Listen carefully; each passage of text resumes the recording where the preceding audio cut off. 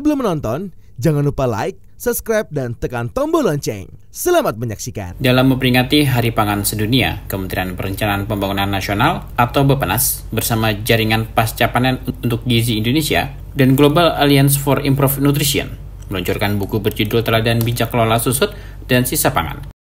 Acara peluncuran yang dihadiri sejumlah kepala daerah ini terselenggarakan berkat Kementerian Kelautan dan Perikanan serta Badan Pangan Nasional dan diharapkan dapat menjadi tonggak penting dalam upaya mengurangi masalah susut dan sisa pangan di Indonesia. Buku setebal 141 halaman ini terdiri dari beberapa bagian yang mendalam, menyoroti praktik-praktik yang telah berhasil diterapkan oleh berbagai kelompok masyarakat. Ini termasuk komunitas peduli pangan, usaha mikro kecil dan menengah, inovatif, pemerintah daerah, serta sektor rumah tangga. Setiap bagian buku berisi contoh-contoh konkret yang memberikan wawasan baru mengenai bagaimana pengelolaan susut dan sisa pangan dapat dilakukan secara efisien. Dengan cara ini diharapkan buku ini dapat memberikan panduan praktis dan inspiratif bagi masyarakat luas dalam mendukung ketahanan pangan nasional. Ketua JP2G, Dr. Sunan Hadi Purnomo, berharap kehadiran buku ini dapat meningkatkan kesadaran masyarakat dalam mengurangi susut dan sisa makanan. Keterlibatan masyarakat dinilai penting karena penyelesaian kasus ini harus melalui kolaborasi. Jadi itu contoh-contoh bagaimana masyarakat telah melakukan untuk mengurangi susut dan mengurangi sisa pangan. Misalnya susut itu kadang-kadang panen itu padi-padi yang tercecer itu sudah terbuang itu aja. Padahal itu kan masih bisa dimanfaatkan. Terus ada suatu semacam relawan itu yang mengumpulkan hal itu, kemudian dilihat memang masih bagus untuk dikasihkan pada orang miskin di sekitar situ. Itu misalnya. Terus ada juga food bank. Food bank itu misalnya mereka kerjasama dengan hotel, restoran dan sebagainya. Bukan terus kemudian ada yang sudah dimasak tapi tidak dipesan sama konsumen, sehingga sayang makanan itu, daripada terbuang itu dikumpulkan waktu malam harinya untuk dikasihkan orang miskin sekitarnya. Tapi yang masih layak makan, bukan kok sisa piring, bukan. Sisa piring kan nggak bagus untuk dikasih orang. Ini enggak, tapi yang sudah dimasak atau pengalengan ikan atau pengalengan makanan yang kira-kira akan kedaluarsa sebulan lagi. Nah, daripada nanti sebulan kedaluarsa terbuang, lebih baik sekarang mumpung belum kedaluarsa dikasihkan orang miskin. Ada yang begitu itu di daerah-daerah itu. Dan nanti ya bisa menjadi semacam edukasi dan promosi. Jadi masyarakat akhirnya oh iya ya, kalau gitu itu kemudian juga untuk menganukan bahwa sebetulnya boros pangan itu nggak bagus.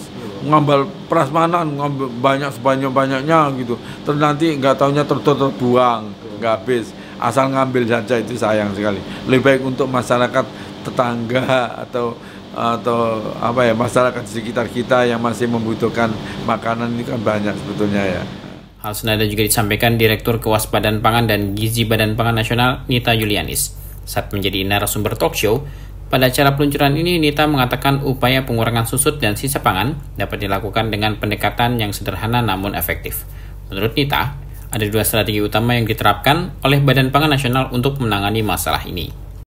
Nita menekankan bahwa mengubah budaya membutuhkan waktu dan usaha yang terus-menerus, sehingga pihaknya terus mendorong kesadaran akan pentingnya pengelolaan pangan yang bijak.